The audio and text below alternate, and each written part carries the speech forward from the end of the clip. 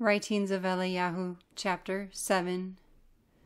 Those who enter into covenant to hold all things common according to the order of Henoch, and trustworthily adhere to the order of the ancients, should be instructed that their minds may be open to the vision of eternity, and how the order of the Shamayim can be established and perpetuated here on the earth. He who is called to instruct the children of light in these matters must understand and teach the Talmudim the true nature of man, the different influences which form his character, the meaning of his history, and the reason that Elohim at one time berakah him bounteously, and at another time afflicteth him dreadfully. This is the hidden knowledge, the application of which redeemeth man from his natural state, and ushereth him into the Kodesh order of Elohim, where he can be prepared to enter into the presence of Elohim himself, and partake of the fruits of eternal lives.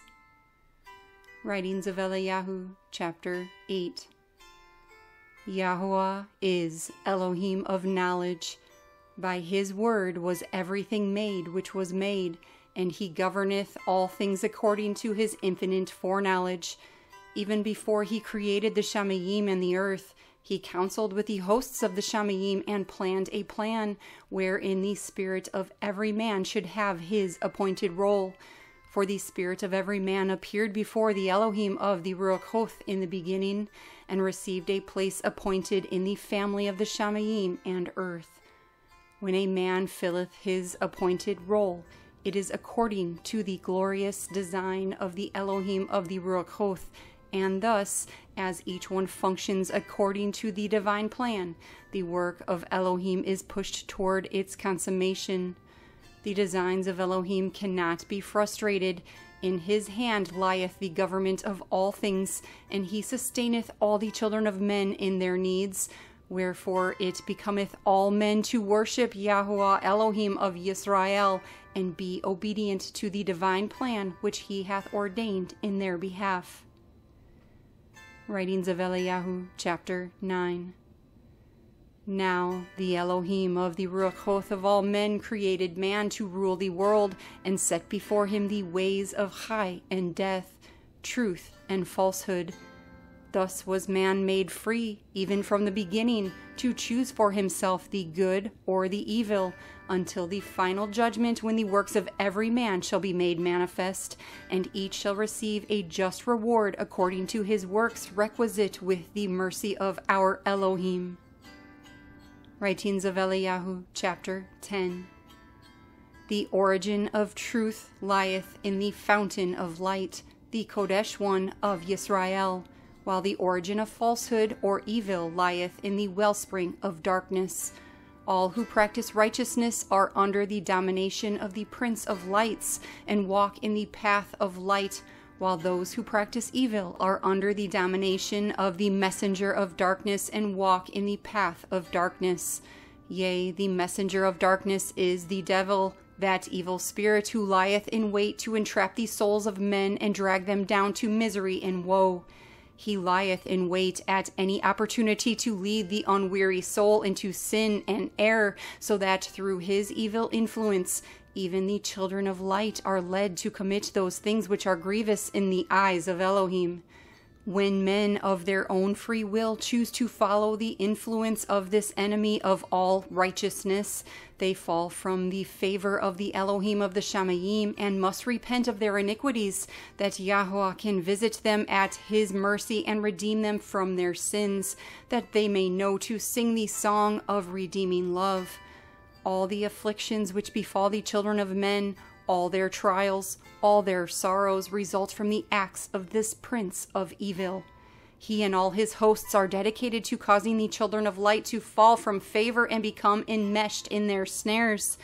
Nevertheless, the Elohim of Yisrael, with all his Kodesh messengers, is always nearby to assist the sons of light, and save all those who will call upon his name from the power of the evil ones.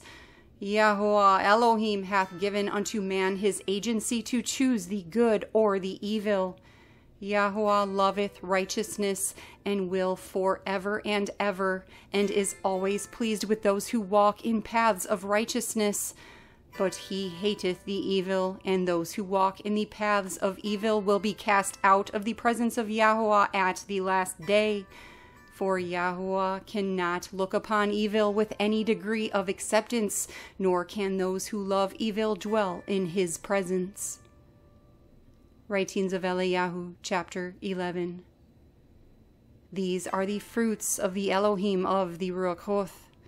Enlightenment whereby a man can perceive the ways of Elohim to walk therein, discernment to know the good from the evil, reverence for the name of Yahweh, and consciousness of the approaching judgments of Elohim, humility, patience, abundant charity, love of righteousness, vision, wisdom, trust, belief, confidence in the power of the Almighty Elohim, knowledge, self-mastery, sanctity, pure thoughts, abounding love for all who follow the truth, purity, modesty, and the ability to hide within oneself the secrets of Elohim which one has received. All these things come unto men in this world through communion with the Ruach of truth. All those who walk in that path which is set before them by the Ruach of truth shall receive health in their navel and marrow to their bones, and shall find wisdom and hidden treasures of knowledge. These shall inherit eternal lives, even the continuation of these seeds forever and ever, worlds without end. Eternal shall be their berakah, and everlasting their joy in the realms of esteem, for they shall be crowned with light and robed in esteem, and shall dwell in everlasting burnings in the presence of our Elohim. Writings of Eliyahu, chapter 12. With the wicked it is not so, for the fruits of wickedness are greed, malice, falsehood, pride, presumption, deception, guile, insolence, unrighteous anger, folly, arrogance, lewdness, unchastity, blasphemies, selfishness, blindness of the eyes, deafness of the ears, stiffness of neck, and hardness of heart. Such men walk entirely in the ways of darkness, and all their works are evil and abominable in the eyes of Elohim. Those who walk in the paths of evil shall receive a multitude of afflictions at the hands of the Kodesh messengers. These are the sons of perdition, who are subject to the wrath of Elohim through all eternity. Eternal horror is their end, and perpetual reproach, even the disgrace of final annihilation in the fire. For they shall dwell in outer darkness until their end, which is extinction without remnant or survival. And after this, their lot no man knoweth, nor is it revealed to any man save those who are made partakers thereof. Writings of Eliyahu, chapter 13. Thus, O Elisha, are the ways placed before every man, that he may choose the good or the evil. Thus is man free to choose for himself, for Yahweh will force no man to choose the right, and the devil cannot force him to choose evil. Between good and evil there is an eternal enmity. They cannot exist together in peace. But Yahweh Elohim hath appointed a time of judgment when he shall destroy evil forever. Then will truth emerge triumphant, and shall cover the earth as the waters cover the seas. Then shall the sanctified, those who have been refined and purified from all evil and all the effects of wickedness through the immersion of fire and of the Ruah Ha'Qodesh, reign with Yahweh upon the sanctified earth.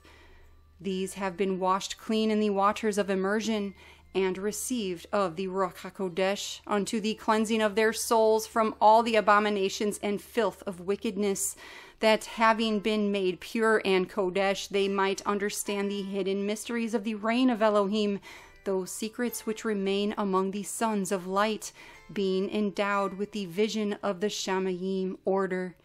These hath Elohim chosen to be joint heirs in his eternal covenant, that they should inherit his esteem. Then will the earth be redeemed, Death and Sheol shall be no more, and men shall dwell in the presence of Elohim, those who have been sanctified forever and ever, worlds without end.